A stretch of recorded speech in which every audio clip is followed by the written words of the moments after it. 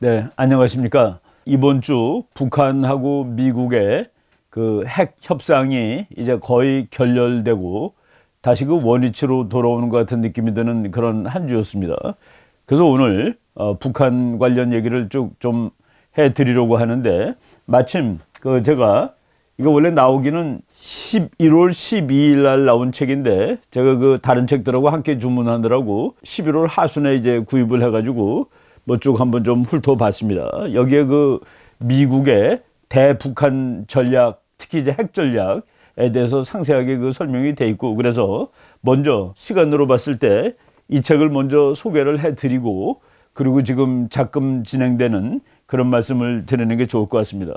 그래갖고 오늘 그 말씀드리는 그 첫 번째 파트를 뭐 이분이 이제 니키 헤일리 유엔 대사입니다. 유엔 대사 2018년 12월 31일부로 사임을 스스로 사임을 한 것이죠. 다음번 그 정치적인 목적을 위해서 이 사임을 한 것 같습니다. 이 사람이 그 북한핵에 대해서 상당히 그 좀 뭐라고 그럴까요? 감동스럽다 그러면 좀 그렇지만은 그 내부의 이야기, 내막적인 이야기를 여기서 좀 하고 있는데, 그것을 여러분들하고 함께 한번 좀 읽으면서 소개하도록 하고, 그 다음에는 뭐 12월 들어서 북한 핵 문제가 뭐 아주 점입 가경입니다. 뭐 미국이 드디어 트럼프 대통령이 드디어 군사력을 쓸 수 있을 거라고 얘기를 하고, 북한은 이제 핵 문제는 이제 그 대화의 주제도 아니다라고 얘기를 하고 있을 정도로 이제 서로 강대 강으로 나가고 있는 그런 국면입니다. 그래서 그것을 제가 제목을 뭐 가제목이긴 하지만은 종말을 향해 가는 김정은과 북핵 문제라고 해가지고 두 개로 나눠서 말씀을 드리도록 하겠습니다.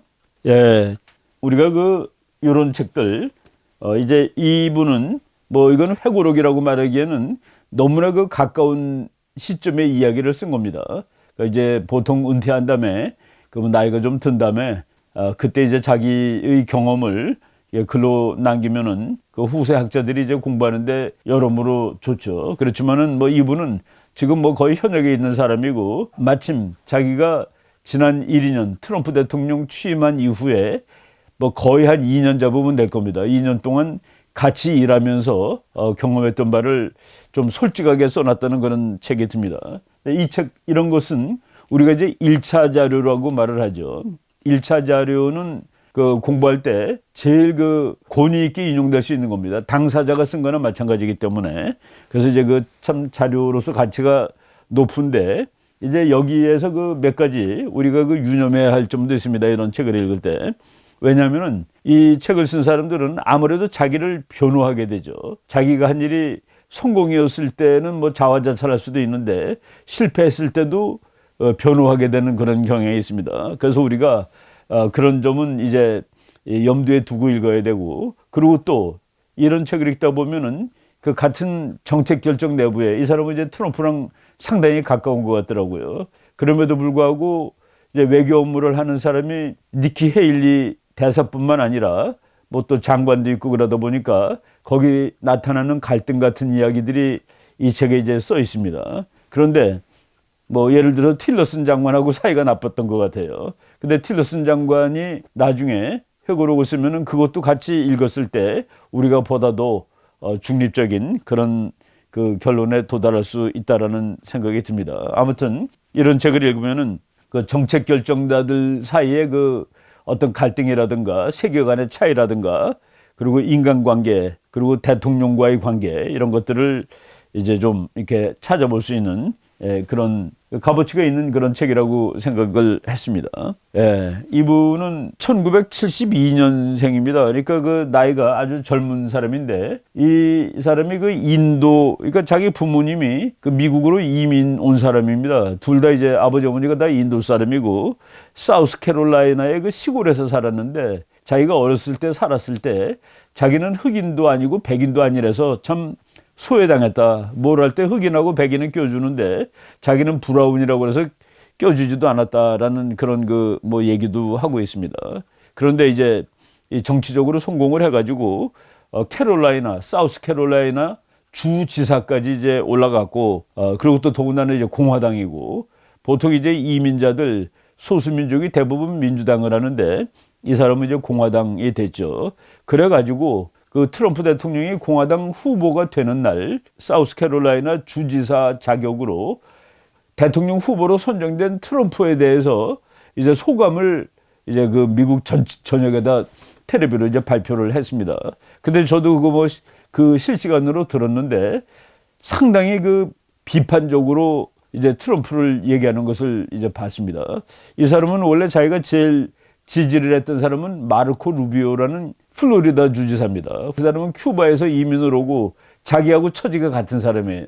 같은 공화당이고 뭐 그렇습니다만은 그래서 그 마르코 루비오를 이제 지지를 하다가 마르코 루비오가 이제 결국은 플로리다 주에서 트럼프한테 지는 바람에 이제 후보 경선에서 이제 사퇴를 하고 그 다음에는 테드 크루즈를 쭉 밀었습니다. 테드 크루즈를 아주 그 존경한다는 그런 얘기가 많이 써 있더라고요. 그리고 나중에 이제 그 테드 크루즈도 아웃된 다음에 뭐 당연히 공화당 주지사니까 공화당 후보인 트럼프 대통령을 밀었죠. 근데 트럼프가 대통령이 된 다음에 그 뭐 우리나라도 있습니다만은 그 대권을 인수하는 그 위원회 거기 그 대표격인 사람이 이 니키 헤일리한테 전화를 걸어가지고 뉴욕 그 트럼프 타워로 한번 오라고 말이지. 그러면서 외무장관을 오퍼했다고 그럽니다. 외무장관, 국무장관 자리를. 근데 이제 결국은 그 미국 대사의 자리를 받았습니다. 여러분 제가 이제 이 사람을 설명하면서 유엔 대사는 미국 대사 중에 서열 1위라고 얘기한 적이 있습니다. 서열 1위가 맞습니다. 그리고 유엔 대사는 캐비넷 멤버가 됩니다. 캐비넷 멤버라는 것은 장관이라는 소리죠. 장관급이 되는데 모든 미국의 유엔 대사가 다 장관급이 되는 것은 아닙니다. 존 볼튼 같은 사람이 유엔 대사를 했는데 그분은 아예 그렇게 얘기했다고 그럽니다. 유엔 대사가 장관급이면 외무장관이 2명 있는 셈이 되기 때문에 이거는 곤란하다. 그래가지고 이 유엔 대사를 장관급으로 치는 것에 대해서 이제 반대하는 견해도 있는데 이 사람 다음번에 유엔 대사가 된 사람이 지난 9월 달에 몇 개월이 이제 공석으로 있다가 이제 대행으로 있다가 9월 달에 이제 대사로 됐는데 그 사람도 여자입니다. 그 사람은 장관 자격이 없습니다. 그래서 이제 같은 유엔 대사지만은 니키 헤일리 대사는 장관급의 대사였고 그리고 지금 현직 유엔 대사는 그 우리가 누군지도 이름도 잘 모릅니다. 근데 이제 급도 장관급이 아닌 그런 대사다라고 얘기를 하고 있습니다. 지금 현직 대사가 켈리 크래프트라는 분이에요. 이분은 뭐 직업 외교관이고 그래서 이제 외부로 나타나는 그런 그 파워라든가 보여주는 그 영향력이 니키 헤일리보다는 훨씬 적은 뭐 지금 북한 핵 문제 해결하는데 저 사람 이야기 거의 나오지 않는 것을 보면 이제 우리가 알 수 있는데 니키 헤일리는 자기 정치적인 미래를 위해서 사임을 한 겁니다. 그러니까 뭐 대통령하고 사이가 나빠서 이제 뭐 밀려나오거나 이런 것은 아니고 심지어는 이 사람이 나중에 그 미국 대통령 후보가 될 수도 있다라는 그런 그 얘기가 나오고 있습니다. 여기서 그 틸러슨 장관을 별로 안 좋다고 얘기를 했는데 우리가 그 미국 정치를 얘기하면서 틸러슨 장관하고 또 매티스 장관이 국방장관인데 틸러슨 매티슨 같은 사람을 미국의 그 야당들이 백악관의 어른들이라는 말로 표현을 했습니다. 트럼프가 하도 애같이 노는데 그 어른들이 있어가지고 애같이 노는 것을 견제도 하고 뭐 균형도 잡아주고 그런다라고 돼 있는데 이 니키 헤일리 대사의 글을 보니까 꼭 그런 것 같지는 않습니다. 저 틸러슨이라는 사람이 대단히 자기를 나타내기를 좋아하고 그리고 무지무지하게 남을 무시하는데 이 니키 헤일리 대사는 자기가 여자라서 더 무시를 했던 것 같다라고 하면서 자기 말도 잘 안 듣고 그랬다고 얘기를 합니다. 그러면서 심지어 이 틸러슨 장관은 트럼프조차도 무시를 했다라는 그런 말이 있는데 이 사람은 이제 엑슨모빌 회장이죠. 큰 석유회사 회장인데 저 사람이 그 외무장관으로 됐을 때 조금 의아하다고 얘기를 했는데 결국은 대통령하고 사이가 나빠가지고 뭐 밀려나온 것입니다. 밀려나오고 그래서 미국 외무장관 사상 가장 짧은 기간 동안 외무장관직에 있었던 사람으로 또 기록이 됩니다. 그러니까 뭐 제일 짧다는 거 아니라 거의 제일 짧은 그 몇 명에 속하는 이런 사람이 됐는데 트럼프 대통령이 대통령 딱 되자마자 자기가 그 외교에 대해서 제일 먼저 이거 바꿔놔야 되겠다 한 것이 이란하고 핵 협상하고 오바마가 한 겁니다. 그런데 트럼프가 보기에 이건 말이 안 된다 해가지고 그거를 좀 위드 들어오라고 합니다. 이제 안 지켜하고 이제 빠져나오는 거예요. 그 약속에서. 근데 그거를 하겠다라고 틸러슨한테 얘기를 했더니 틸러슨이 아주 뭐 대단히 그건 절대로 안 된다. 거기서 나오면 안 된다. 이 협상은 이란과의 협상은 그냥 미국이 지켜야 된다라고 얘기를 했답니다. 두 번이나 이 사람이 안 된다고 그래가지고 트럼프가 이 사람을 꺾지를 못하고 이렇게 그 뭐 기분은 안 좋겠지만은 꺾지 못한 채로 있는데 니키 헤일리 대사한테 연락을 했대요. 당신은 그 이란하고의 협상이 올바른 협상, 잘된 협상이라고 보느냐. 그런데 자기는 그것이 전혀 잘된 협상이라고 생각하고 있지 않다라고 대답을 했더니만은 트럼프 대통령이 거기서 이제 확실히 그 자기 동지를 얻은 거랑 마찬가지죠. 그래가지고 그러면 당신이 그걸 한번 챙겨보라고 그래가지고 그래서 자기가 제네바의 그 IAEA라고 유엔 원자력 기구가 있습니다. 거기를 가서 이란이 미국과의 약속을 잘 하고 있는지를 알아보고 이제 자기도 직접 이란과의 핵 협상에 대해서 이제 본격적으로 그 분석해 보려고 그러는데 거기는 왜 가냐고 이 틸러슨 장관이 얘기를 하더래요. 네가 뭔데 거기 가느냐고 그러고. 그래서 그런 그 묘한 갈등이 있었다는 얘기가 이제 나오는데 결국 그 트럼프는 니키 헤일리 대사의 손을 들어주고 이분은 결국은 그 틸러슨 장관은 임기를 아주 짧게 마치고서 나왔는데 뭐 그때 하여간 그 이런 얘기들이 여기 좀 이렇게 소상하게 나와 있습니다. 이게 지금 그 아주 사이가 나빠지는데 이 니키 헤일리 대사가 처음 유엔 대사가 됐을 때 미국하고 북한의 그 관계는 뭐 최악일 때입니다. 그래서 그 이 책에 나오는 얘기인데 2017년 9월 22일 날 트럼프가 자기 트윗에다가 김정은에 대해서 얘기를 한 건데 이렇게 얘기했습니다. 북한의 김정은은 틀림없이 미친놈이다. Obviously a madman. 틀림없이 미친 사람인데 자기 국민이 굶어 죽는 거라든가 이런 거를 전혀 신경 안 쓰고 그리고 혹은 자기 국민을 죽이기도 하고 그런 아주 미친놈이 확실한데 will be tested like never before. 너 이제 한번 혼나봐라. 너 아직까지 그런 적이 없이 처음으로 never before니까 과거에 전혀 경험해보지 못했던 시험에 너는 당면하게 될 거야 라고 트럼프가 이제 경고를 한 것이죠. 예.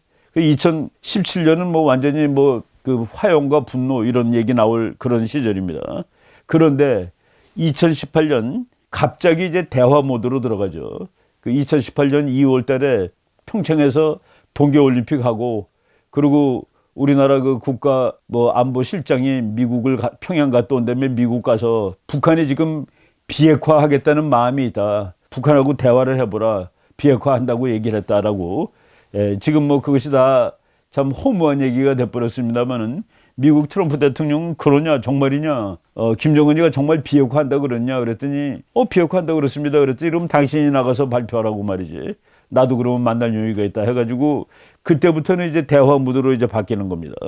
그런데 이제 니키 헤일리 대사에 의하면은 트럼프 행정부의 북한에 대한 대화 모드는 그 앞에 있는 다른 어떤 행정부와도 스타일이 다르다라고 얘기를 했습니다. 제가 이제 여러 차례 얘기를 했었습니다만은 2018년에 트럼프가 마치 그 혼자 비둘기가 된 것처럼 이제 행동을 했는데 혼자 비둘기가 된 것처럼 행동했을 때 미국의 수많은 그 야당이라든가 언론은 그냥 갑자기 전부 다 독수리로 돌아섰습니다. 2017년에는 트럼프 보고 당신 지금 북한하고 전쟁하자는 소리냐라고 막 아우성치던 언론들이 2018년에 트럼프가 북한하고 대화 모드로 바꾸니까 저런 놈하고 대화를 해서 되느냐 지금 싸울 때지 하고서 모든 언론이 이제 강성으로 돌아서는 그런 얘기인데 미국 여론이 이제 독수리처럼 되는 것이죠.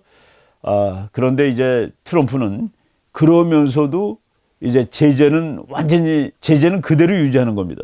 이제 여기 그 나온 말들 보면은 트럼프는 김정은을 사랑한다, 좋아한다, 친하다라는 등의 경박한 언어를 사용함으로써 비정상적인 인간처럼 행동했다. 그런데 그 행동이 이 책에서 트럼프가 일부러 그런 것이다라는 얘기가 나옵니다. 제가 잠깐 읽어드리겠습니다.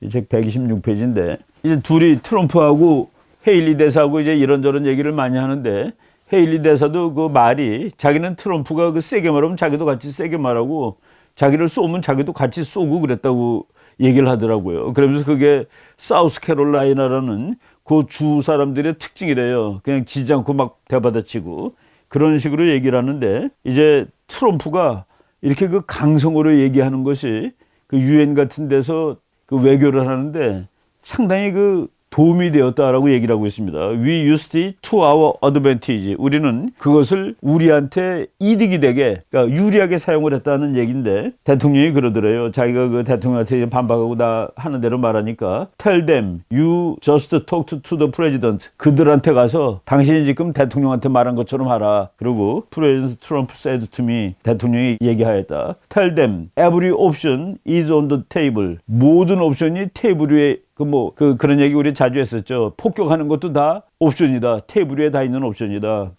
Tell them every option is on the table. Make them think I'm crazy. 그겁니다. 그들한테 내가 마치 미친놈인 것처럼 생각하도록 하라. 그러니까 이제 트럼프가 미친 사람인 것처럼 그들이 생각하도록 말하라 라고 얘기를 한 겁니다.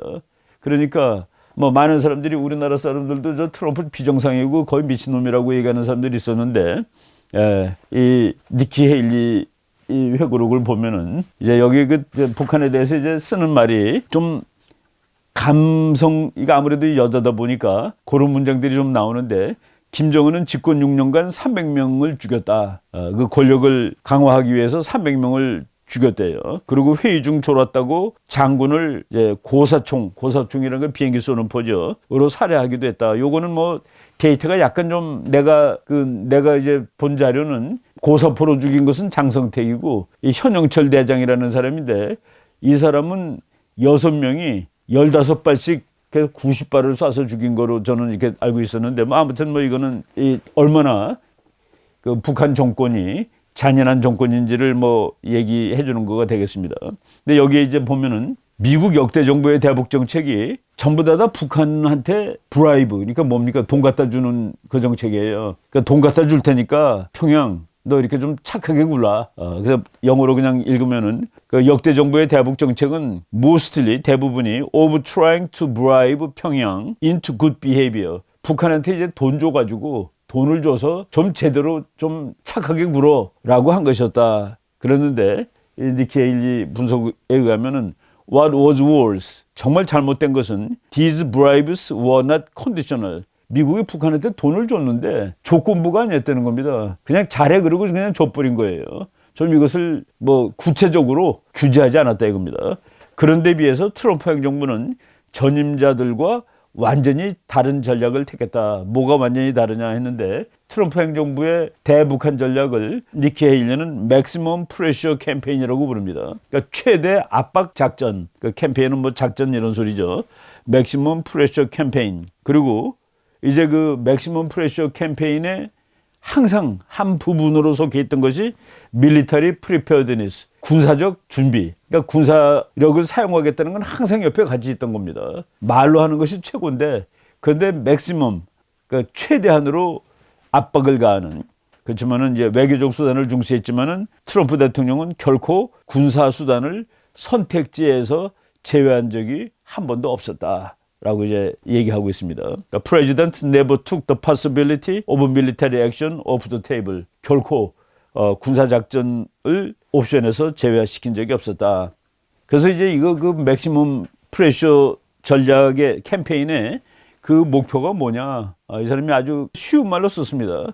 Sanctioning North Korean regime. 북한 정권을 제재를 가하는 것인데 그 제재를 가하는데 그 결과가 어떻게 되는 거냐면은 Making 김정은 and the ruling class bleed. 그러니까 김정은과 그 지배 체계가 bleed는 피 흘리답니다. 피를 흘리게 하는 거랍니다. Until they finally agreed to serious unconditional negotiation that would ultimately eliminate their nuclear weapons. 그러니까 김정은과 그 지배 세력이 피를 흘리게 하고 그들이 궁극적으로 자신의 핵무기를 완전히 폐기하는데 합의한다는 무조건적인 협상에 도달할 때까지. 그러니까 이제 그러니까 완전히 목을 졸라가지고 이제 그만 내 항복할게 할 때까지 목을 조르는 겁니다. 그러면서 그 얘기를 써요. 오토 원비호에 대해서 여러 길게 나오는데 오토 원비호를 보라. 김정은은 훨씬 큰 규모의 악독한 행위도 저지를 수 있는 사람이다. 오토 원비호는 한 명 죽은 것이지만은 그 친구가 핵을 가지게 될 때는 몇 천만 명도 죽일 수 있는 인간이다라고 그 오토 원비호를 한 것을 보면은 김정은이가 무엇을 할지는 알 수 있고 그런 사람한테, 그런 인간한테 핵무기를 맡겨줄 수는 절대로 없는 일이다라고 얘기를 하고 있습니다. 그래서 그 맥시멈 프레셔 캠페인의 목적은 김정은과 그의 룰링 클래스, 그 지배 집단이 피를 흘릴 때까지 목을 조르는 것이고, 그럼으로써 이제 핵을 완전히 폐기하겠다고 협상장에 나오도록 하는 것.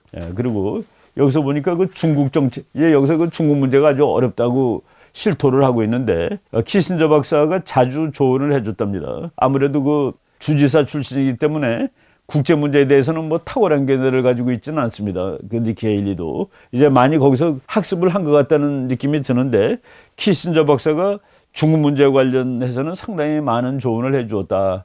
그리고 키신저 박사는 항상 그 중국하고 협상할 때 당신이 중국 사람이라면 어떻게 할까라는 그 처지를 생각해보고 이야기를 하라는 그 얘기를 많이 해줬답니다. 그리고 이제 뉴욕에 있다 보니까 키신저하고 정기적으로 점심 식사도 하고 그랬다라는 얘기가 써 있습니다.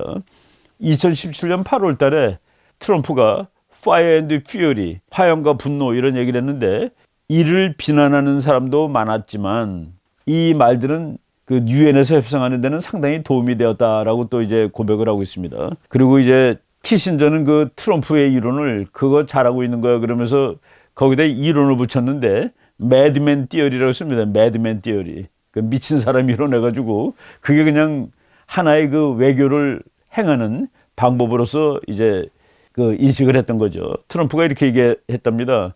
미친놈하고 협상하는 데서 리스크가 약이 되는데 그거는 그놈의 문제지 내 문제가 아니야. 이제 트럼프가 김정은이를 미친놈이라고 보고 그 녀석하고 협상할 때 여러 가지 위험이 있지 않겠어? 그러나 그거는 걔 문제지 나는 아니야 라고 얘기를 했답니다.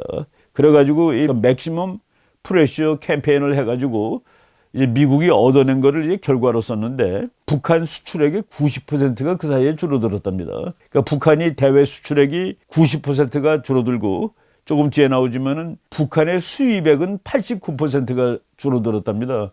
그러니까 북한의 수출 수입이 그 전년에 비해서 10분의 1밖에 안 되는 거예요. 그러니까 북한 그 지휘부에, 북한 지도부에 달러가 다 없어진 거나 마찬가지죠. 저희들이 그 언젠가 얼마 안 됐을 겁니다. 북한의 비명이라고 얘기했는데, 바로 이 내용을 읽어보면은 북한이 비명 지르는 단계에 숫자상으로 들어갔구나라고 이제 볼 수 있죠. 이렇게 그 제재를 하는데 이 틸러슨 장관은 그 제재가 무슨 또 효과가 있냐라고 또 거기서 이제 별로 동조하지 않았다고 그러더라고요. 무슨 제재가 효과가 있냐라고 거기에 대해서 의문을 표시하였다라고 얘기를 합니다.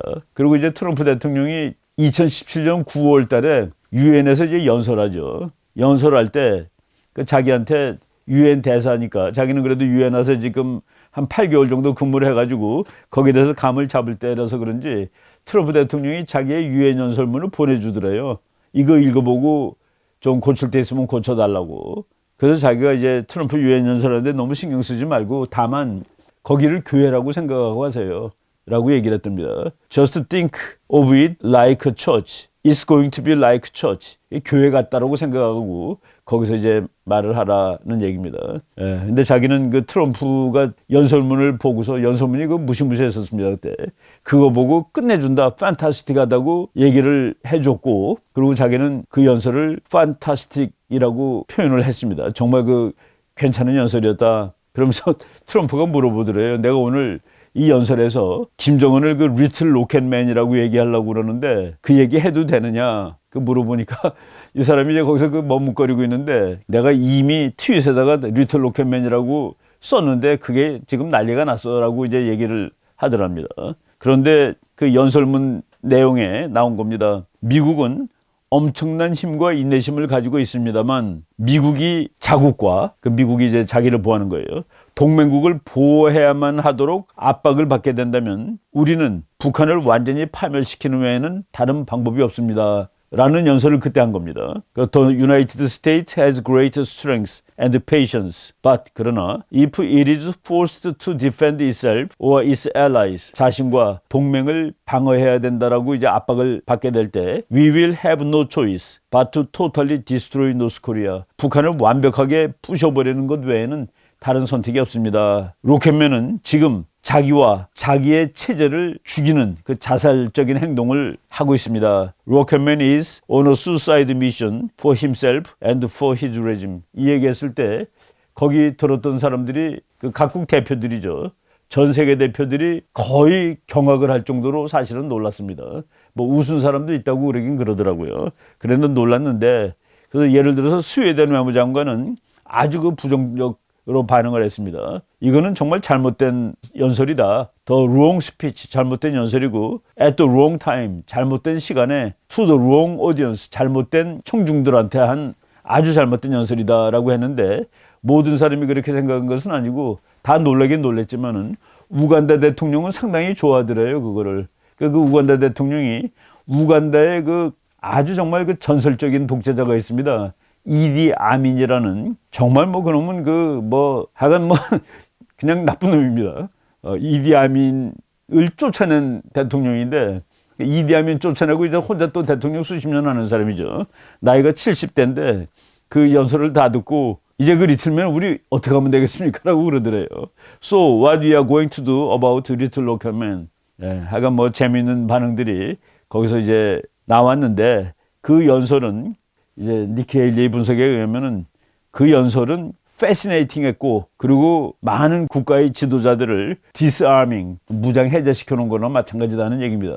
참 미국이 무섭게 얘기를 한 것이죠. 유엔에서 트럼프 말고 다른 사람들 연설하고 그럴 때 그 유엔들이 미국을 조롱도 하고 그럽니다. 근데 이제 그런 것은 아니었다라고 이제 얘기를 하고 있더라고요. 그리고 맥시멈 프레셔가 어떤 의미를 가지고 있느냐라고 물어본다면은 나는 그 의미가 달성되었다라고 대답하겠다. 그러니까 맥시멈 프레셔는 성공을 했다라고 이제 얘기를 하는 겁니다. 그래서 맥시멈 프레셔가 성공을 해서 지금 북한이 이제 뭐 마지막 뭐라고 그럴까요? 마지막으로 그냥 뭐 이제 몸을 비트는 겁니다. 그래서 지금 이제 미국한테 항복할 수는 없고, 그래갖고 미국한테 이제 으름장 놓는 것이죠. 금년 12월 말까지 미국이 크리스마스 선물을 안 가져오면은 그 우리는 가만히 있을 수 없다 그러는데, 그것도 좀 그 말이 안 돼요. 북한에서는 성경책 들고 다니면 감옥도 가고 사형도 당하는 나라인데, 그 나라에서 크리스마스 선물을 내놓으라는 것은 뭐 앞뒤가 말이 맞지 않는 그런 거가 되는데, 니키 헤일리는 If the maximum pressure had any meaning, 그러니까 이제 그 최대 압박 작전이 어떤 의미를 갖고 있느냐고 물어본다면은 we had achieved it, 우리는 그것을 성취했다, 성공했다라고 말하고 싶다라고 얘기를 하고 있습니다. 그 오토 원비오 얘기가 많이 나오는데, 그 오토 원비오 부모들하고 니키 헤일리는 그 친하게 지낸 모양입니다. 그러니까 오토 원비오 부부가 그 대통령하고는 약간 그 서먹서먹한 거가 있었어도, 니키 헤일리가 유엔 대사다 보니까, 그리고 그 오토 가족을 위해서 이제 얘기도 많이 해주고, 그래서 그 아주 친분을 가졌다는데, 오토 원비오의 그 친구가 그 오토 원비오 이름을 이렇게 그 문신으로 이제 새겨놨는데, 그 문신이 뭐 이렇게 글이 좀 이쁘게 생겼나 봐요. 그래서 오토 원비오의 그 고등학교 선생님이 그 글자를 이렇게 도안을 해가지고 목걸이를 만들었답니다. 그 펜던트라고 이렇게 목에다 거는 거 같아요. 그래서 오토 원비오 부모가 그 목걸이를 니키 헤일리 대사한테 선물로 줬대요. 니키 헤일리 대사가 그 선물로 받은 이후부터 언제라도 자기가 북한에 대해서 얘기할 일이 있는 날 자기는 그 펜던트를 차고 다녔답니다. From then on, 그 이후에 Whenever I spoke about North Korea, I wore it. 북한에 대한 얘기를 하는 날마다 자기는 그 오토 원비오의 그 목걸이를 차고 다녔다라고 했는데, 이제 트럼프 대통령이 아무래도 그 협상을 위해서 김정은한테 이제 나는 그놈을 사랑해, 뭐 좋다 이런 얘기를 막 할 때, 그때 한번 거꾸로 생각을 해봅시다. 오토 원비오의 그 부모들은 얼마나 마음이 아팠겠습니까? 대통령이 북한을 뭐 살인마 나쁜 놈 그럴 때는 그래도 위로가 되는데, 그 김정은이랑 나 사랑에 빠졌어요. 그 친구는 장래가 촉망됩니다. 그럴 때마다 그건 참 부모들은 뭐 마음이 뭐 대단히 아프겠죠. 그런데 이 오토 원비오의 부모들은 그럴 때마다 공개적으로 불만을 토론하지는 않았다. 이게 참 그 미국적인 그 스타일이에요. 그 대신에 니키 헤일리한테 말을 했대요. 그러니까 우리 아들이 가서 죽었는데 죽었다는 그 사실에 대한 기억, 추억, 이것이 존경을 더 이상 받지 못한다는 사실에 대해서 그 억울하고 슬프다라고 이제 말하곤 했다랍니다. 트럼프가 싱가포르 회담을 할 때 기념 주화 만들었다는 거 여기 여러분들 얘기 들으셨죠? 예, 뭐 기념 주화 뭐 아주 기념 주화라고 이걸 그냥 코인이라고 그럽니다. 그 미국 군인들이 코인 부대마다 이런 걸 만들어 가지고 부대 방문하는 사람한테 이렇게 손으로 주고 그러는데 거기 보면은 미국 피스토크 해가지고 심지어는 한국말로 평화회담 한글로 써 있고 김정은이를 이렇게 표시했습니다. 수프림 리더 김정은, 그러니까 수프림 리더, 그러니까 아주 뭐 최고의 지도자죠. 그리고 프레지던트 도널드 트럼프 해가지고 저걸 보고 오토 원비어 부모가 그렇게 마음이 아팠나 봐요. 그래가지고 오토 원비어의 어머니가 저 기념 주화가 나온 것을 보고 그 기념 코인이 나온 것을 보고 이제 그 편지를 보낸 모양입니다. 그 니키 헤일리 대사한테. Cindy texted me that she was deeply upset. 자기는 정말 참 마음이 그 심장이 뒤집힌다라고 이제 뭐 안 그랬겠습니까? 그리고 더 놀라운 것은 하노이 회담이 끝난 다음에 트럼프 대통령이 그건 금년 2월 28일이죠. 기자회견을 하는 중에 그 김정은이가 오토 원뷰를 죽였느냐 그럴 때 트럼프가 김정은이를 면책시켜주는 그런 비슷한 말을 했습니다. 뭐라고 그랬냐면은 I don't believe he would have allowed that to happen. 김정은이가 그 일이 일어나라고 허락하지는 않았을 것이라고 믿습니다. 라고 얘기를 한 거예요. 그래서 그때 미국 사람들이 야 이게 트럼프가 맥시멈 프레셔 캠페인이 아니라 맥시멈 플래터리 캠페인. 플래터리라는 건 아양 떨고 아부 뜬다는 그런 얘기입니다. 이게 뭐 아양 떠는 캠페인을 하고 있는 거냐라고 이제 비난을 받았습니다. 여러분이 그 만화 하나 볼 텐데 더 딜 해가지고 김정은하고 트럼프가 서로 손 붙들고 있는데 김정은이가 트럼프 옷을 다 벗겨 먹은 겁니다. 이게 바로 2월 28일 날 나왔던 그 샤타누가 타임즈라고 샤타누가가 그 테네시주에 있는 그 도시인데 거기에 나온 신문에 나온 만화랍니다. 그러니까 미국에서 이런 식으로 그 트럼프를 비난하는 사람도 많습니다. 그런데 김정은이가 오토 원뷰 죽인 거 아니야라고까지 얘기를 했으니 그래서 그 부모들은 참 그때 이제 이 니키 헤일리는 자기가 그때 이분한테 뭐라고 말해줄 수가 없었다. 정말 자기가 참 할 말이 없었던 그런 시절이다라고 이 기록을 하고 있습니다. 그런데 이제 결론적으로 이제 평가를 했을 때 2019년에 미국의 입지는 2016년이나 2017년보다는 더 좋아졌다. 북한이 지금 훨씬 약해졌다는 그 얘기입니다. 미국은 전 행정부들과는 달리 처음으로 유엔을 통한 거의 만장일치의 대북 제재를 행할 수 있었다. 여기 지금 미국이 하는 모든 것은 유엔이라는 것을 걸고서 한다는 사실을 우리가 한번 유념을 해야 됩니다. 미국 혼자 하지 않습니다. 미국이 유엔을 거쳐서 그 중국까지도 설득을 해가지고 만장일치에, 그러니까 중국이 북한하고 거래가 많은 나라인데 북한의 수출과 수입이 그 수출은 90%가 줄고 수입은 89%가 줄었다니 그는 분명히 중국이 뭐 미국의 압박을 받았듯이 하여간 미국이 원하는 것을 상당 부분 해줬다는 얘기죠. 그래서 지금 그 엄청난 제재 때문에 북한이 협상장으로 나왔을 뿐 아니라 그리고 북한이 그 버틸 수 있는 능력은 대폭 약화되었다. 이제 그 챕터의 끝부분입니다. 북한에게 관해서. 북한이 어떻게 결정할지는 알 수 없는 일이다. 제재는 정치적 뇌물로 유지되는 체제를 와해시킬 것이다. 저희가 그 부패 쩔은 북한의 지도부라는 그 강의 한번 한 적이 있었습니다. 제재는 정치적 뇌물로 유지되는 북한 체제를 와해시킬 것이다. 그러나 북한 핵 문제를 끝내는 과정은 긴 과정이 될 것이다. 앞으로 언제까지 갈지는 모르겠다라고 이제 이게 금년 11월 달에 나온 책이니까 금년 뭐 여름 중에 썼을 거라는 생각이 듭니다. 맨 마지막 문장이 조금 좀 참 감성적입니다. Until then, 북한 핵 문제가 끝나는 날까지 we miss 오토, 우리는 오토 원병군을 그리워하게 될 것이다. We will never forget 오토, 우리는 결코 오토를 잊을 수 없다라는 말로 그 북한 핵 협상을 쭉 이제 설명하는 그 챕터를 끝마치고 있습니다. 이거 보면은 미국 사람들이 북한의 김정은이가 핵을 놔둔 상태에서 뭐 대충 이 협상을 봉합하거나 이런 일은 뭐 거의 없을 거가 확실하다는 생각을 이제 할 수가 있을 것 같습니다. 그래서 오늘 이 앞부분은 여기까지 하고 지금 이제 12월 달 들어서 갑자기 북한 문제가 이제 뭐 그냥 낭떠러지로 떨어지고 있는 기분이 드는데 요거 2부에서 그 말씀을 드리도록 하겠습니다.